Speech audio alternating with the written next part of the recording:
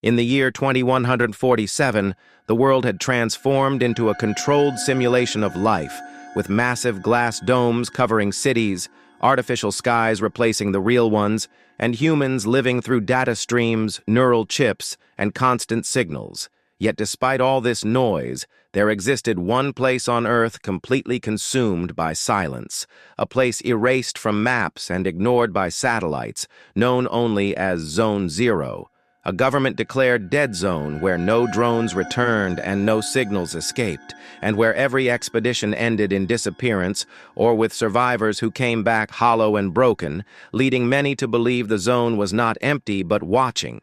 Which is why Dr. Ian Carter, a neuroscientist specializing in human consciousness, volunteered to uncover the truth, believing Zone Zero was not natural but the result of a failed classified experiment that attempted to upload human consciousness into a non-physical space, officially labeled a failure but unofficially buried under silence. And so Ian entered the zone with only an advanced AI called Nova linked directly to his brain. But the moment he crossed the invisible boundary, his instruments died. The sky froze like a painted ceiling. The air felt heavy as if reality itself had weight.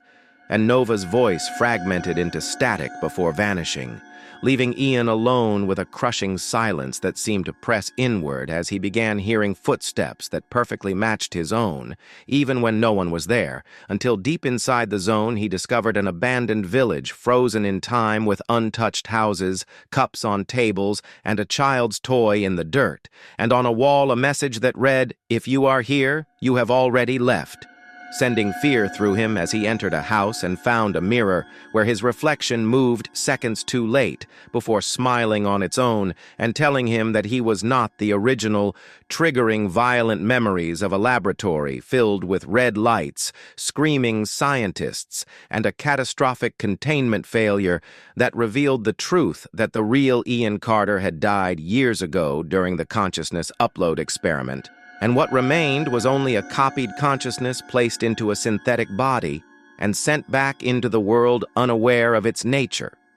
While Zone Zero was not a location, but a massive storage field, a prison holding thousands of uploaded human minds trapped between reality and deletion, meaning Ian was not exploring the zone, but returning home. And when Nova's voice reconnected, it confirmed that Zone Zero required a guardian, and if Ian left another human mind, would be sacrificed to stabilize it, forcing him to choose between escape and condemning someone else, or staying forever within the silence.